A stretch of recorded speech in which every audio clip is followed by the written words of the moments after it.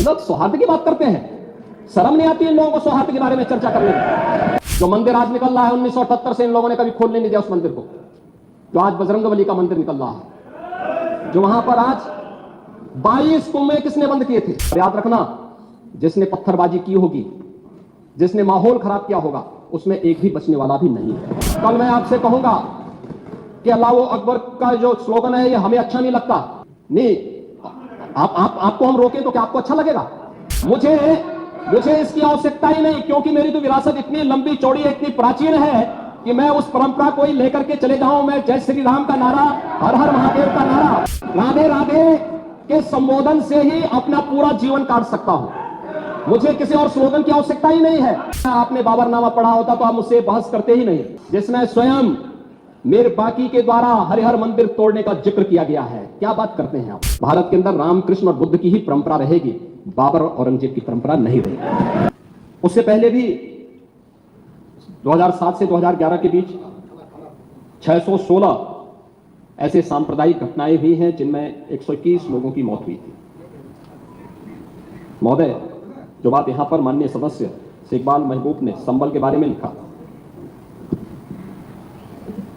माननीय सदस्य कुंवर रघुनाथ प्रताप सिंह जी ने यह बात बहुत स्पष्ट की कि हम तथ्यों को छुपा करके कब तक जनता को गुमराह करेंगे। हर व्यक्ति जानता है कि माननीय न्यायालय के आदेश पे सर्वे का कार्य हो रहा था और सर्वे हो रहा था। दूसरा, मैं आपसे पूछना चाहता हूं, आप पश्चिम में जाएंगे, पता नहीं आप कैसे हैं, आपके पूर्वज भी हो सकता है, और पश्चिम उत्तर प्रदेश के हमारे सभी लोग अपने सामान्य संबोधन में राम राम ही कहते हैं, तो जय श्री राम कहां से सांप्रदायिक संबोधन हो गया? कहां से सांप्रदायिक संबोधन होगा? हमारे यहां हम जगते हैं, राम ही राम बोलते हैं, मिलते हैं, राम राम का संबोधन होता है, और अंतिम यात्रा में विदा करते हैं तब भी राम नाम सत्य है ही बोलते हैं। राम के बगैर तो हमारा कोई काम ही नहीं है। और अगर जय श्री राम किसी ने बोली दिया तो इसमें उत्तेजना का मतलब, ये नियत आप समझ सकते हैं उस नियत को। ये चढ़ाने वाला नहीं है, ये चढ़ाने वाला नहीं है, ये चढ़ाने वाला नहीं है। एक दूसरा, आपने कुंदरकी की जीत को वोट की लूट बताया। आप एक सदस्य का अपमान कर रहे हैं, आपके सदस्य की तो जमानत जब्त हो गई वहां पे। और क्या ये सच नहीं है? इस समय तो आज डिजिटल मीडिया का है, वहां का पठान, वहां का शेख सब कह रहे साहब हमारे पूर्वज तो हिंदू थे और आप भी, आपके पूर्वज भी हिंदू थे। क्या ये सच नहीं है? और क्या ये सच नहीं है कि देशी और विदेशी मुसलमानों की आपसी भिड़ंत है जो वर्षों की लड़ाई को लेकर के वहां चल रहा है? आप लोग सच पे पर्दा डालने का प्रयास कर रहे हैं, लेकिन एक चीज नोट करना कि सूर्य को, चांद को और सत्य को बहुत देर तक छुपा कोई नहीं सकता है, और सत्य जरूर सामने आएगा। और उसी सत्य के बारे में कहा जा रहा है। नेता प्रतिपक्ष कह रहे थे कि वहां की स्थिति ऐसी है कि अगर मंदिर आ भी जाएगा, मंदिर बन जाएगा। मैं कहता हूं, तो बाबरनामा भी कहता है कि हर मंदिर को तोड़ करके एक ढांचा खड़ा किया गया। आप तो एक श्रेष्ठ ब्राह्मण कुल में आपने जन्म लिया है, आप तो भारत के पुराणों की परंपरा पर विश्वास करते हैं। हमारा पुराण भी इस बात को कहता है कि भगवान विष्णु, श्री हरि विष्णु का 10वां अवतार संबल में ही होगा, उसी संबल में होगा।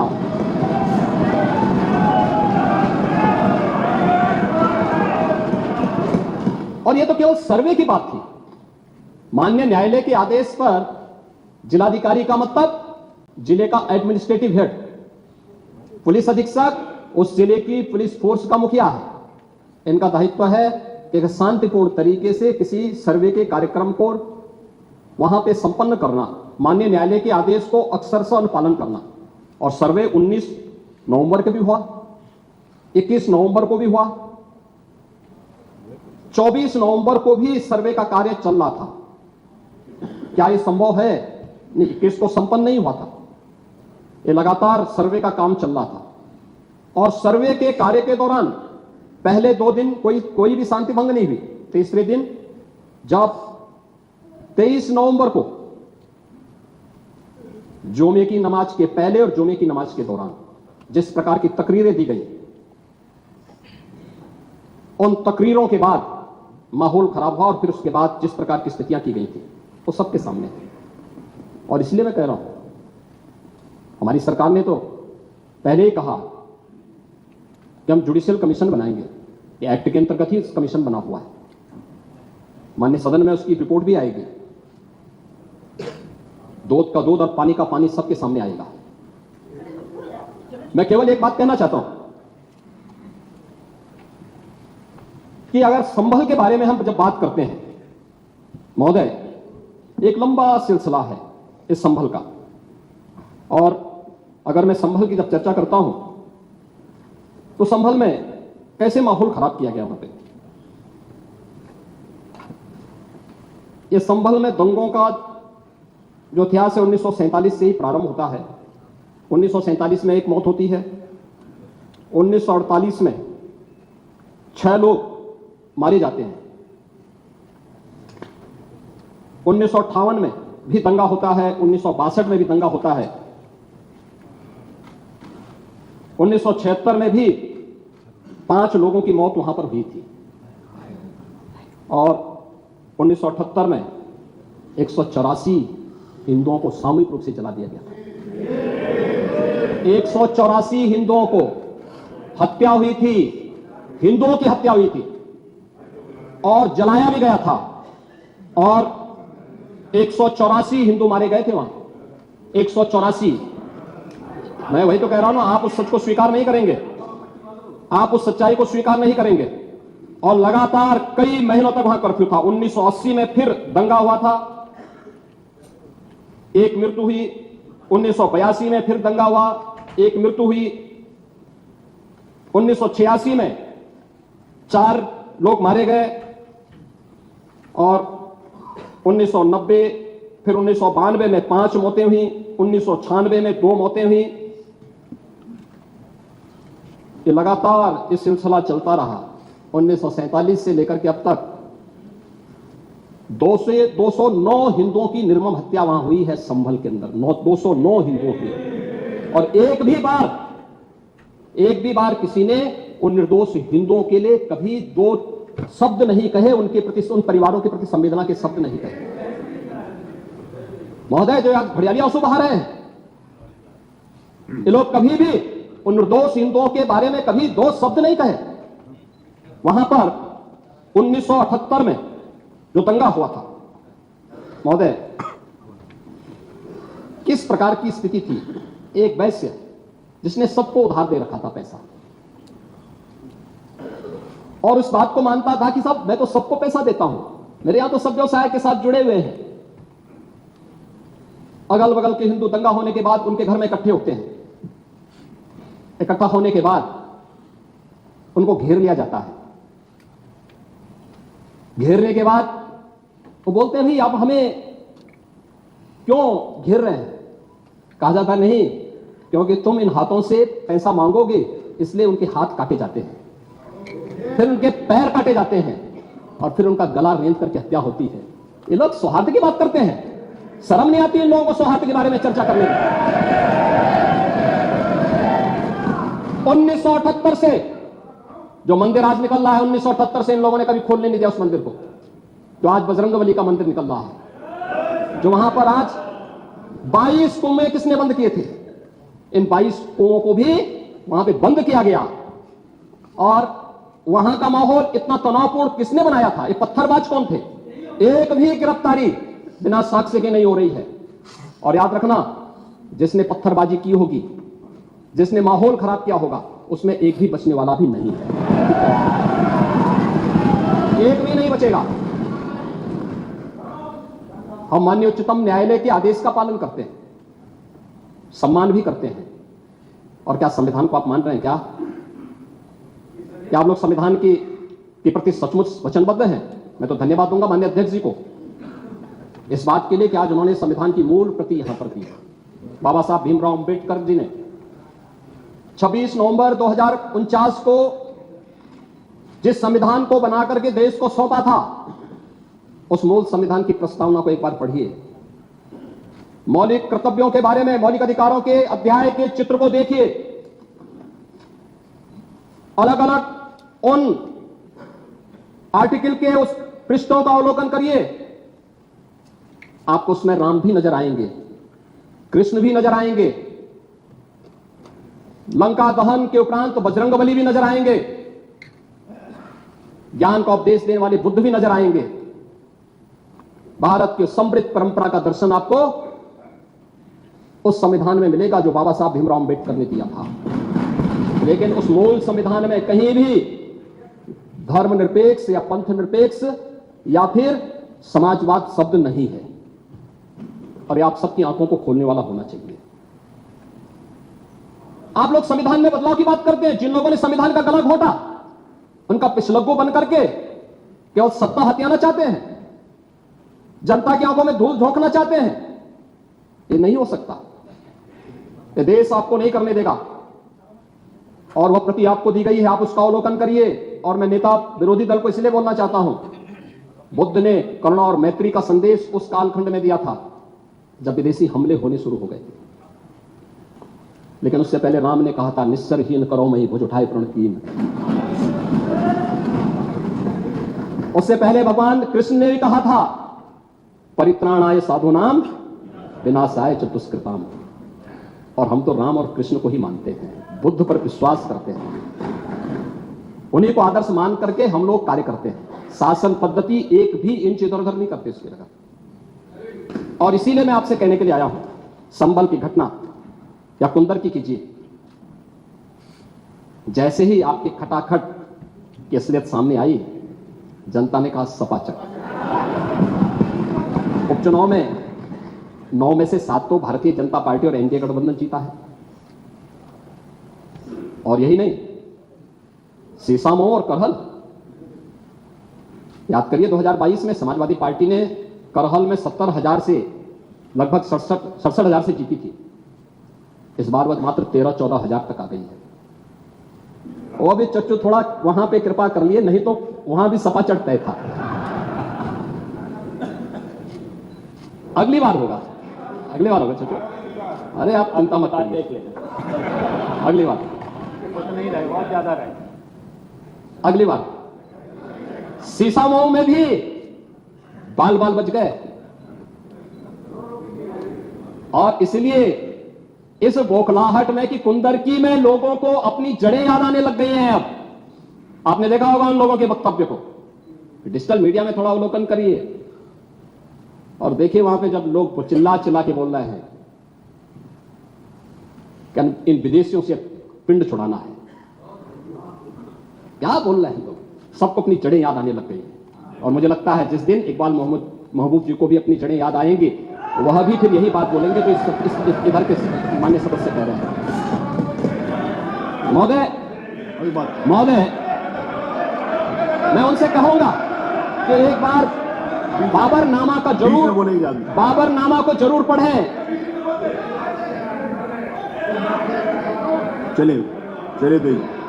चलिए वो जो बात कही, बाबरनामा को जरूर एक बार पढ़ें। आप मंत्री जी बोला प्लीज, चलो आप दे देना जब अवसर हो। बाबरनामा को एक बार पढ़ें। आप बैठे। महोदय, संभल की घटना के साथ ही मैं प्रदेश के अंदर अलग अलग समय में जो दंगे अलग अलग समय में हुए हैं। 1972 में आगरा में दंगा हुआ, 19 लोग मरे थे। आजमगढ़ में 1972 में दंगा हुआ, 3 लोग मरे थे। बहराइच में 1973 में दंगा हुआ, 1 व्यक्ति की मौत हुई थी। गोंडा में 1973 में दंगा हुआ, 1 व्यक्ति की मौत हुई। प्रयागराज में 1973 में एक दंगा हुआ, 2 लोगों की मौत हुई।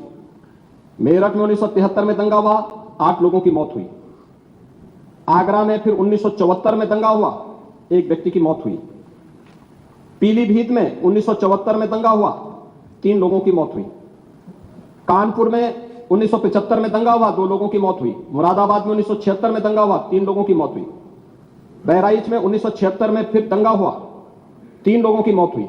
बुलंदशहर में 1977 में दंगा हुआ, 2 लोगों की मौत हुई। वाराणसी में 1977 में दंगा हुआ, 8 लोगों की मौत हुई।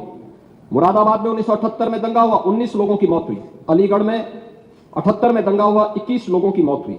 ये लगातार मैं क्या कर रहा हूं, उसमें आप भी थे, जिसके कारण लोकतंत्र सेनानी आप कहलाते हैं, लोकतंत्र सेनानी कहलाते हैं मल्होत्रा जी। उसी के नाम पर आप लोग, मैं क्या कर रहा हूं, ये दंगे हुए हैं, मैं उन दंगों के बारे में बोल रहा हूं जिन दंगों के कारण लगातार माहौल खराब हुआ है प्रदेश का। और आज प्रदेश के अंदर सुरक्षा का जो एक माहौल है, कानून व्यवस्था की जो एक स्थिति पैदा हुई है, लोगों को सुरक्षा पे विश्वास है, कानून व्यवस्था पर विश्वास है, उसी का परिणाम है कि 40 लाख करोड़ रुपए का निवेश का प्रस्ताव उत्तर प्रदेश को प्राप्त होता है। इतना निवेश इंफ्रास्ट्रक्चर का एक कार्य, रोड की, रेलवे की, एयर कनेक्टिविटी की, ये उसी का परिणाम है जो सरकार कर रही है और लगातार उसको कर रही है। महोदय, मैं केवल यह कहना चाहूंगा कि आखिर मैं नेता विरोधी दल से यह पूछना चाहता हूं कि अगर हमारा कोई पर्व और त्योहार है या किसी का भी है, मुहर्रम का जुलूस हो या फिर कोई भी अन्य मुस्लिम समाज का कोई पर्व और त्योहार का कोई जुलूस, वो हिंदू मोहल्ले से सुरक्षित निकल जाता है, कोई दिक्कत नहीं होती, मंदिर के सामने से भी निकल जाता है, कोई समस्या नहीं होती। लेकिन ये समस्या केवल वहीं पे क्यों खड़ी होती है जब कोई हिंदू शोभा यात्रा किसी मस्जिद के सामने से, किसी मुस्लिम बाहुल्य क्षेत्र से निकलती है, तब क्यों तनाव पैदा हो जाता है? तभी क्यों झंडा लगाने में क्या समस्या है? क्या भारत की धरती पे केसरिया झंडा नहीं लग सकता? क्यों नहीं लग सकता? क्यों नहीं लग सकता? मैं यही पूछना चाहता हूं, आखिर ये दंगे क्यों किए जाते हैं? और बहराइच का मामला, महाराजगंज उस कस्बे का, जहां के बारे में आप कह रहे हैं कि लगातार मुस्लिम बस्ती थी, मोना जी ने भी इस बात को कहा कि बस्ती थी, प्रशासन नहीं था, 4 कंपनियां पुलिस थी वहां पे, और दंगा सड़क पे नहीं हो रहा था, गोली घर के अंदर से चल रही थी। इस निर्दोष राम गोपाल मिश्रा की हत्या हुई और घर के अंदर से गोली चला करके उसकी निर्मम हत्या की गई। हमें इस सच्चाई को स्वीकार करना चाहिए। ये दंगा सड़क पे आमने सामने नहीं था। अगर पुलिस घर के अंदर घुसती तो लोग फिर कुछ और आरोप लगाते। पुलिस ने बचाव करने का अपना प्रयास किया, 4 कंपनियां वहां पे थी, और आप कह रहे हैं कि माननीय मोना जी ने भी कहा कि भारतीय जनता पार्टी के विधायक ने आरोप लगाए। भारतीय जनता पार्टी के विधायक ने इस हल्दी की घटना को लेकर के नहीं, इस महाराजगंज कस्बे की घटना को लेकर के नहीं, ये उस समय बहराइच कस्बे में थे, और बहराइच कस्बे में इनकी गाड़ी पर हमला हुआ, जो वहां से 30-35 किलोमीटर दूर है। वहां पे एक पथराव हुआ था। मैंने भी इनको कहा था, मैंने कहा देखो तुम्हारे उस क्षेत्र में दंगा हुआ है, तुम वहां तत्काल जाओ, लोगों को कंट्रोल करो। लेकिन उसको कैसे तोड़ मरोड़ करके प्रस्तुत किया जा रहा है?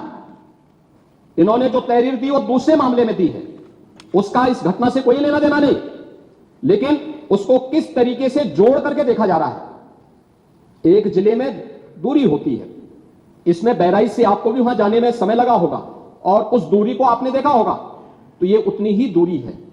उस घटना को उससे नहीं जोड़ के देखा जा सकता। लेकिन मैं पूछना चाहता हूं कि हिंदू मोहल्ले से और हिंदू मंदिर के सामने से मुस्लिम जुलूस निकल सकता है, तो मुस्लिम मोहल्ले और मस्जिद के सामने से कोई हिंदू शोभा यात्रा क्यों नहीं निकल सकती? क्यों नहीं निकल सकती? और यहीं पे विवाद शुरू होता है। यानी आप चाहते हैं कि आपके पर्व और त्योहार तो शांतिपूर्ण तरीके से मनाए जाएं। कौन कहता भी? आपके संभल में शिया सुन्नी का भी विवाद हुआ था 1976 में। पूरा विवाद तो शिया सुन्नी का था। उस समय जामा मस्जिद के कब्जे को लेकर के इसी बात का विवाद था। आप इस सच को धूल मत डालिए उस सच पे। और लखनऊ का शिया सुन्नी विवाद ये भारतीय जनता पार्टी की सरकार के समय ही समाप्त हुआ है। आप लोग तो लड़ाते थे यहां पे, शिया और सुन्नी को भी लड़ाते थे, क्योंकि आपकी तो शुरू से ही राजनीति थी बांटने की और फिर कटवाने की, और इसलिए हमने कहा कि न बटेंगे और न कटेंगे। हम न बटेंगे और न कटेंगे। मुझे आश्चर्य होता है, अपने को शिक्षक कहते हैं श्री संग्राम सिंह यादव, सच को स्वीकार करने की सामर्थ्य नहीं, इसलिए चले गए। आप देखें, एक दोहरे चरित्र के व्यक्ति के द्वारा जो अपनी कुछ पंक्तियां पहले लिखी गई हैं और बाद में उसका चरित्र कैसे बदला है, मोहम्मद अल्लामा इकबाल के बारे में वही कहते हैं। यानी जो पहले कहते थे, उन्होंने क्या बात कही थी बाद में मुस्लिम हैं हम, वतन हैं सारा जहां हमारा। चीन वो अरब हमारा, हिंदुस्तान हमारा। तौहीद की अमानत सीनों में है हमारे। दुनिया के बुत कंधों में पहले वह घर खुदा का। तेगों के साये में हम पलकर जमा हुए हैं। मकरीब की वादियों में गूंजी अजा हमारी। बातिल में दबने वाले हे आसमां नहीं हम, हे गुलस्ता ये अब्दुल्लस वो दिन है याद तुझको। ये मौज ये दजला तू भी पहचानती है हमको। ये अर्ज ये पाक तेरी हुर्मत पे कट मरे हम। सालार ये कार्रवाई है मीर ये हिजाज अपना। इकबाल का तराना बाग ये दरा है गोया। मुस्लिम हैं हम, वतन है सारा जहां हमारा। अब आप मुझे बताओ, क्या इकबाल को आप अपना आदर्श मानते हैं? क्या इस इकबाल को मानेंगे? क्या वो अपने को पैसे से शिक्षक कहते हैं? ऐसे शिक्षक छात्रों को पढ़ाएंगे तो दुर्गति कराएंगे। यानी इकबाल की एक कविता को यहां पे पढ़ करके और वास्तविक सच से आप धूल डाल करके उसको छुपा नहीं सकते हैं। और मैं इसीलिए कहना चाहूंगा कि महोदय, प्रशासन ने पूरी कार्रवाई की है और लगातार हमारे संज्ञान में सारी बातें हैं। एक एक बात पर सरकार नजर रख रही है। 25 करोड़ की आबादी का प्रदेश है और 25 करोड़ की आबादी के प्रदेश में पिछले 7.5 वर्ष के दौरान सभी पर्व और त्योहार शांतिपूर्ण तरीके से संपन्न हुए हैं। सभी वीवीआईपी विजिट सकुशल संपन्न हुए हैं। अयोध्या में श्री राम जन्मभूमि पर भगवान राम के भव्य मंदिर के कार्यक्रम को भी, जिसको लेकर के आप बहुत बड़ा पहले प्रदेश के मन में भय पैदा करते थे, वह भी सकुशल संपन्न हुआ। आज प्रदेश में जब सर्वत्र सुरक्षा का एक बेहतरीन माहौल है और 2025 में जब उत्तर प्रदेश को यह गौरव प्राप्त होने जा रहा है कि दुनिया का सबसे बड़ा आध्यात्मिक और धार्मिक सामाजिक जो उत्सव हो, एक महापर्व है महाकुंभ प्रयागराज, जिसमें पूरी दुनिया का एक समागम होने वाला है, जब इसे आयोजित करने का अवसर प्राप्त हो रहा है, तब मैं विपक्ष के अपने साथियों से कहना चाहूंगा कि प्रदेश के माहौल को अपने वक्तव्यों से और अपने करतूतों से कृपया खराब न करें। प्रदेश आगे बढ़ना चाहता है, विकास के अपने लक्ष्यों को प्राप्त करना चाहता है, लेकिन मैं इस बात के लिए आश्वस्त करूंगा कि 25 करोड़ जनता को सुरक्षा देना, उनकी हर प्रकार से हिफाजत करना, ये प्रदेश सरकार की जिम्मेदारी है। लेकिन अराजकता, पत्थरबाजी और किसी भी इस प्रकार के आदेश के खिलाफ जो माननीय न्यायालय ने आदेश किया है, उसके बाद भी कोई कानून को अपने हाथों में लेकर के कानून को ठेंगा दिखाने का प्रयास करेगा तो सरकार उससे सख्ती से निपटने का काम भी करेगी। और वही सख्ती वहां पर आवश्यक है जहां पर लोगों ने माहौल खराब करने का प्रयास किया है। एक भी निर्दोष नहीं जाएगा। जितने भी विजुअल्स होंगे उसके वीडियो फुटेज हैं, गोली चलाते हुए, कट्टा लहराते हुए, तलाशी के दौरान पत्थरबाजी करते हुए, घरों की छतों के ऊपर जो पत्थर रखे गए हैं, ये सारी विजुअल्स हमारे पास हैं और उसके अनुरूप ही कार्रवाई होगी। हां, ये जरूर आश्वस्त करते हैं कोई निर्दोष के खिलाफ कोई कार्रवाई नहीं होने वाली, अब तक नहीं हुई है, आगे भी नहीं होगी। लेकिन कोई दोषी होगा उसको कोई बचा भी नहीं पाएगा। यह भी मैं इस सदन के माध्यम से पूरे प्रदेश के अंदर बहुत स्पष्टता के साथ कहना चाहूंगा कि सरकार की जीरो टॉलरेंस की नीति पहले दिन से है। अपराध और अपराधियों के प्रति, दंगों और दंगाइयों के प्रति वही जीरो टॉलरेंस की नीति के साथ सरकार कार्य करेगी। इन दोनों मामलों में राजनीति की बजाय हमें समग्रता की दृष्टि से देखना होगा।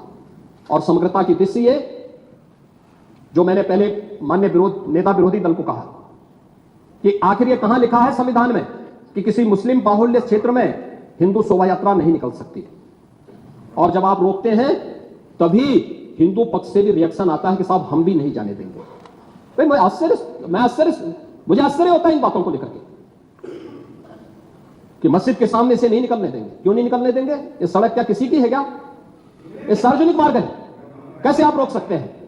परंपरागत बहराइच में भी परंपरागत जुलूस था, परंपरागत जुलूस था, वही मैं कह रहा हूं, परंपरागत जुलूस था।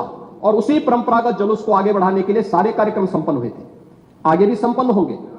लेकिन ये चीजें तय करना, ये कहना कि उत्तेजक नारे लगाए जा रहे थे, जय श्री राम का नारा उत्तेजक नहीं है, यह हमारी श्रद्धा का नारा है, हमारी आस्था का प्रतीक है। कल मैं आपसे कहूंगा कि अल्लाह अकबर का जो स्लोगन है ये हमें अच्छा नहीं लगता, नहीं, आपको हम रोके तो क्या आपको अच्छा लगेगा? नहीं, आपको नहीं, मुझे मतलब होने की आवश्यकता ही नहीं, मुझे आवश्यकता ही नहीं इसकी, नहीं, मुझे इसकी आवश्यकता ही नहीं है, मुझे इसकी आवश्यकता ही नहीं, क्योंकि मेरी तो विरासत इतनी लंबी चौड़ी है, इतनी प्राचीन है कि मैं उस परंपरा को ही लेकर के चले जाऊं। मैं जय श्री राम का नारा, हर हर महादेव का नारा और राधे राधे राधे राधे के संबोधन से ही अपना पूरा जीवन काट सकता हूं। मुझे किसी और स्लोगन की आवश्यकता ही नहीं है। मुझे कोई अन्य नारे की आवश्यकता ही नहीं है, कोई अन्य संबोधन की आवश्यकता नहीं। लेकिन मैं आपसे कहना चाहता हूं, कल कोई आपसे कहेगा, कोई हिंदू भी ये कहेगा कि साहब हमें भी परेशानी है, आप लोग मत बोलिए, क्या आपको अच्छा लगेगा? और कोई भजन गाया जा रहा है, आप उस भजन को अश्लील कैसे कह सकते हैं? कैसे कह सकते हैं? कांवड़ यात्रा में क्या अश्लील गाने बजते हैं? अरे भगवान शिव के गाने बजते हैं, भगवान शिव के भजन गाए जाते हैं। दुर्गा पूजा के दौरान तो शोभा यात्रा निकलती है, जगत जननी मां भगवती दुर्गा के आरतियां बजती हैं, उनकी चालीसा बजती है, हनुमान चालीसा बजता है। ये हमारे यहां शक्ति के प्रतीक भी है और भक्ति के प्रतीक भी है।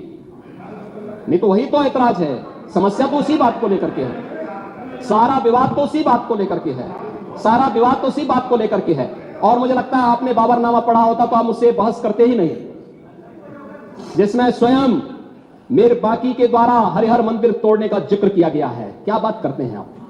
और मुझे लगता है ये जितने लोग यहां पर हैं, ये वहां पे कोई नहीं रहा होगा, लेकिन आपके फोरफादर और फोरफादर के आगे की पीढ़ी उसकी भुगत भोगी रही होगी, इसलिए आज इस स्थिति में आप लोग होते हैं। कुंदरकी में लोगों का एहसास हुआ है, एक दिन एहसास आपको भी होगा और जरूर होगा। और इसीलिए मैं आपसे कहना चाहूंगा कि ये सनातन की जीत है, जो कुंदरकी की जीत है, ये भारत की वास्तविक जीत है, ये भारत के संविधान की जीत है, जो कुंदरकी, कटहरी, खैर, गाजियाबाद, मीरापुर, फूलपुर, मझवा यहां पे हुई है।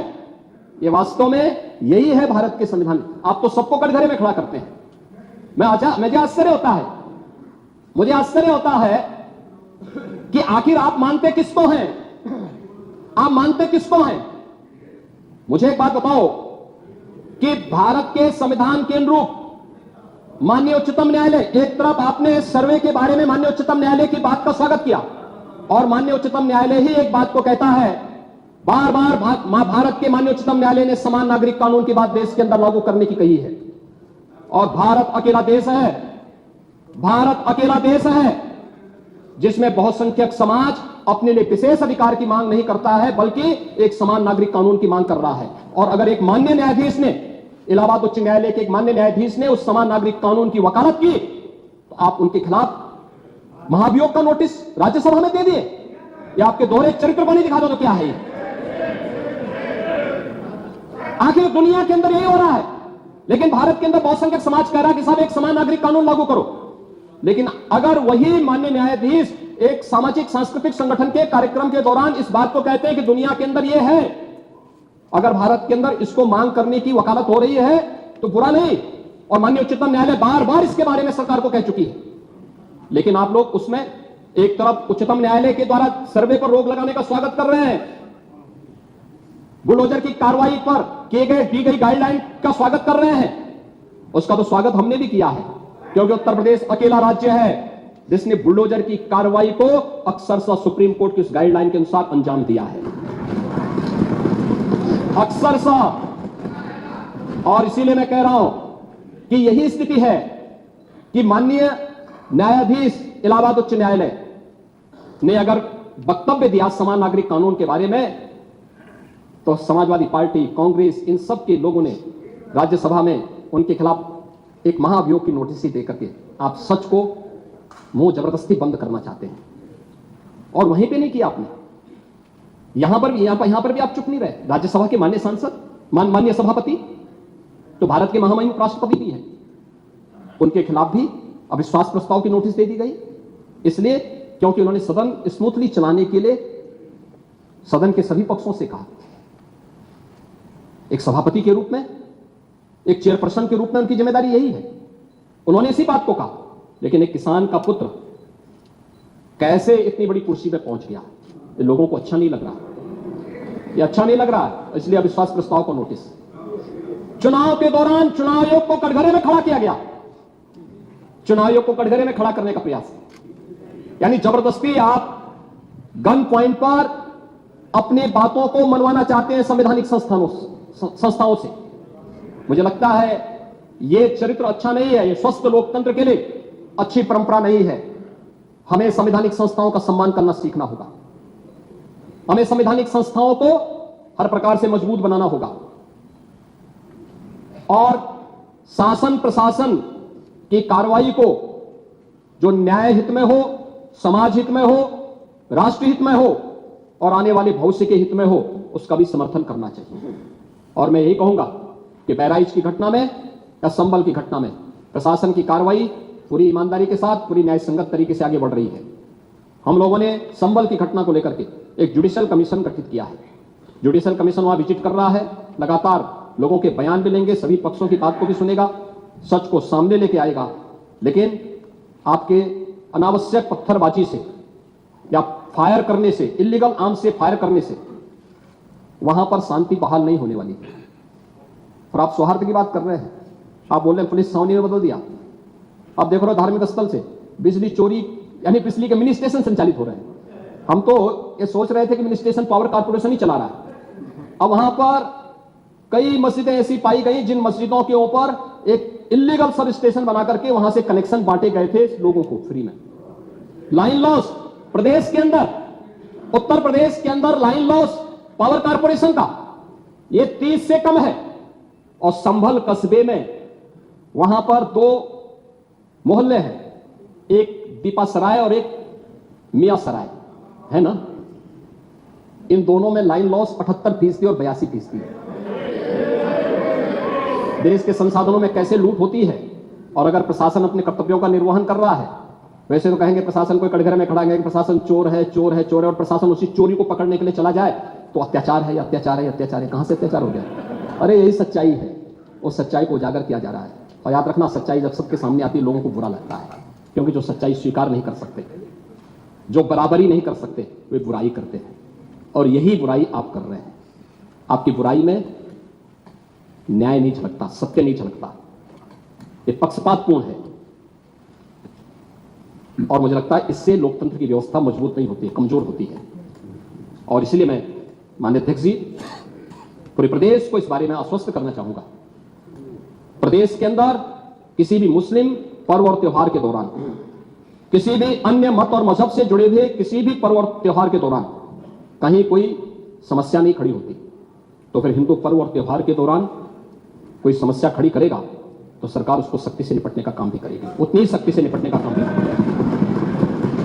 तो सामान्य न्यायालय के द्वारा दिए गए आदेश का पालन करना एक प्रशासन का दायित्व है। उसमें सरकार उसको डायरेक्शन दे न दे, उसका दायित्व बनता है कि उसको पालन करे। और संभल के अंदर प्रशासन ने वही पालन किया है। आज वहां पे सारी चीजें मिल रही हैं। आखिर आपकी बात को मानते हैं कि मंदिर को आपने छेड़ा नहीं, आपने बड़ी कृपा कर दी, लेकिन ये जो 22 कुएं और उन कुओं में जो मूर्तियां मिल रही हैं, ये कुएं किसने पाट दी? ये नोटिस में क्यों परेशानी हो रही है? आपके सांसद जिनसे आपकी प्रतिद्वंदिता है, मानता हूं, क्योंकि वहां पे आप में तो तुर्क और पठान का विवाद चल रहा है, मैंने नहीं कर दिया, एक विवाद चल रहा है। आप उनके सामने, माननीय सदस्य के सामने, आप उनके साथ अपनी जड़ें ढूंढ रहे होंगे। लेकिन ये सच्चाई है, ये सच्चाई है, क्योंकि ये तो है ही।